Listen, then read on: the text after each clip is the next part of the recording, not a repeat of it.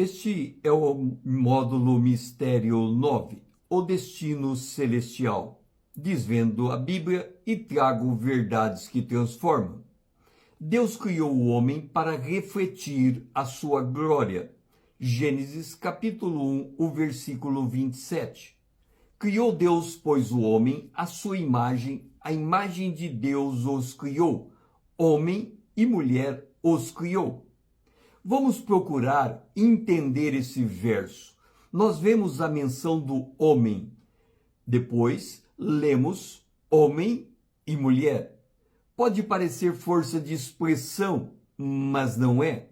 Certa feita, Jesus explicou o que as pessoas buscam quando estudam as Escrituras.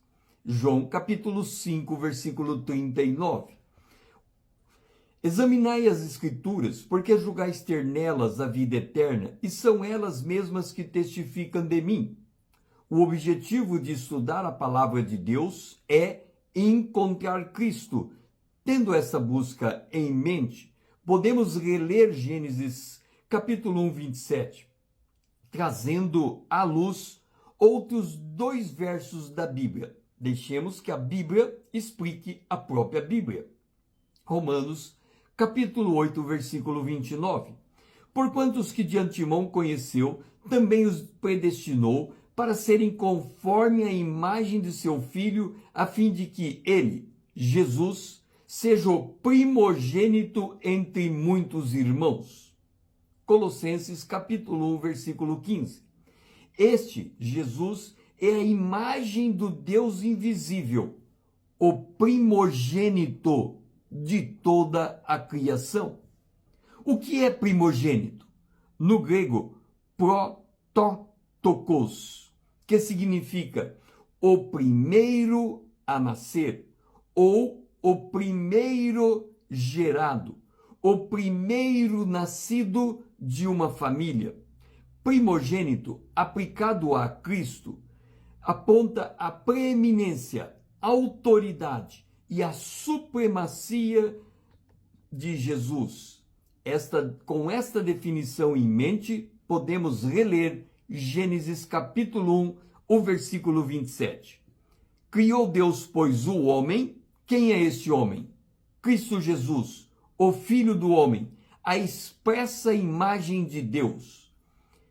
Criou, pois, Deus este homem, Jesus, a sua imagem, a imagem de Deus o criou.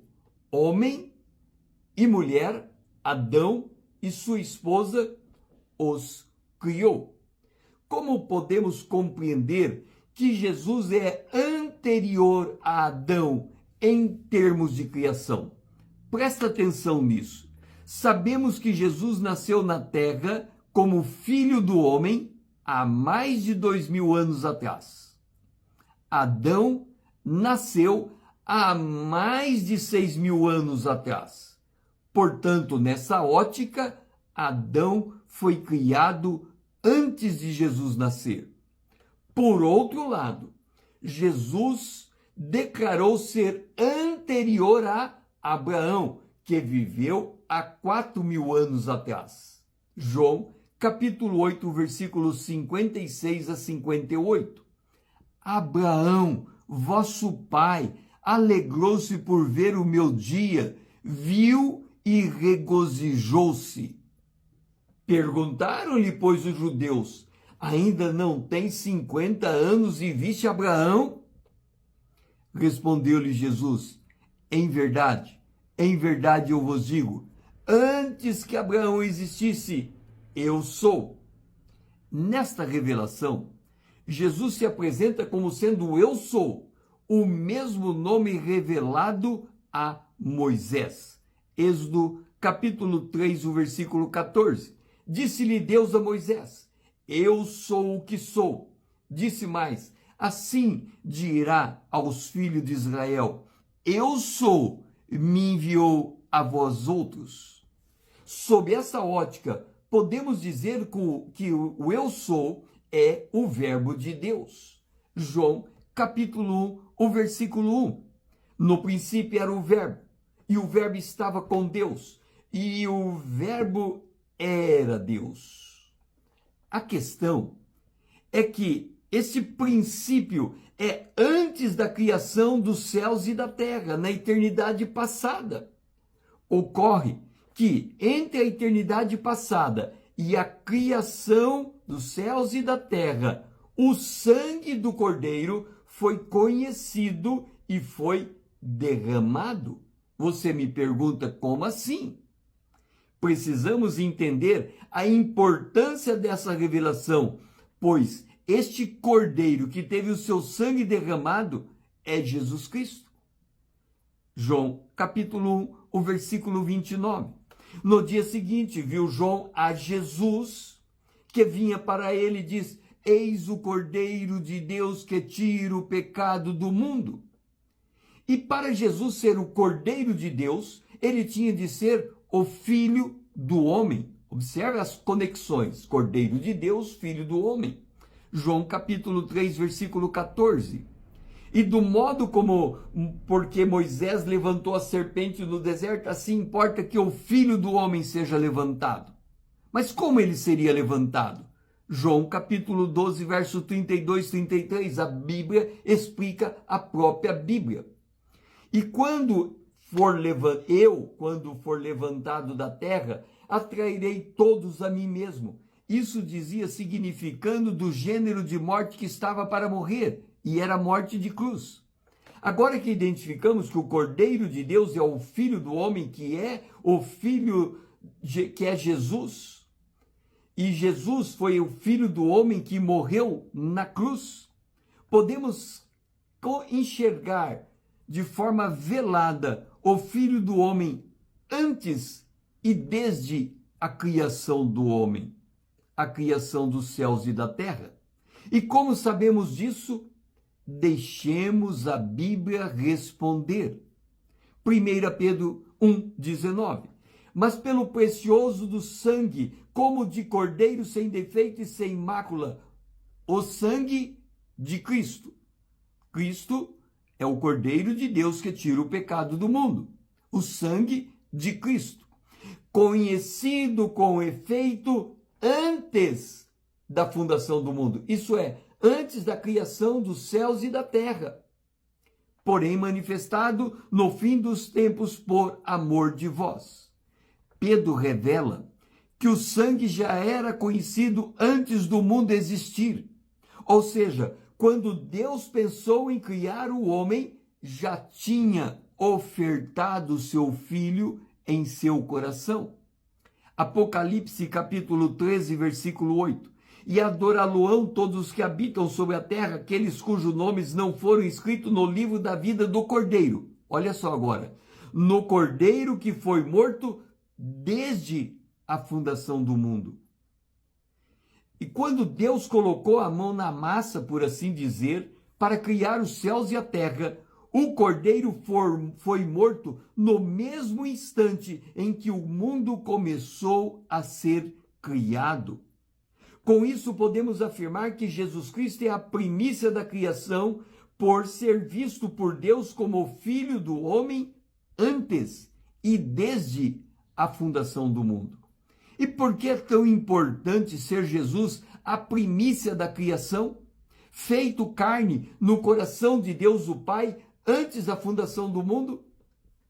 Porque ao declarar Gênesis 1, 27, criou Deus, pois o homem, Cristo Jesus, o homem, o Filho do homem, o homem, a sua imagem. A imagem de Deus o criou, a expressa imagem de Deus, Jesus Cristo, o Filho do homem. Homem, Adão, e mulher, a varoa, os criou. Coloca nesse texto Jesus como o tronco de uma raça que se liga diretamente a ele. Primeiro Deus cria o Filho do homem, Jesus, na eternidade passada, e desde a fundação do mundo o sangue é conhecido, então cria nele Adão e sua mulher, a varoa. Efésios capítulo 2, versículo 15. Aboliu na sua carne a lei dos mandamentos na forma de ordenança para que dos dois, dos judeus e do grego, lembra? Da mulher, do homem e da mulher, dos dois, criasse em si mesmo, ou seja, em Cristo, criou dos dois um novo homem, fazendo a paz, e reconciliasse ambos em um só corpo com Deus, por intermédio da cruz, destruindo com ela, pela cruz, a inimizade. Como nos identificamos completamente em Cristo, então podemos conhecer o nosso destino. Romanos capítulo 8, verso 29. Porquanto aos que de antemão conheceu, também os predestinou para seres conforme a imagem do seu Filho, a fim de que ele seja o primogênito entre muitos irmãos. E aos que predestinou, a esse também os chamou, e aos que chamou, a esse também justificou, e aos que justificou, a esses também glorificou. Nosso destino é duplo: sermos a imagem de Cristo e sermos glorificados como Cristo foi glorificado.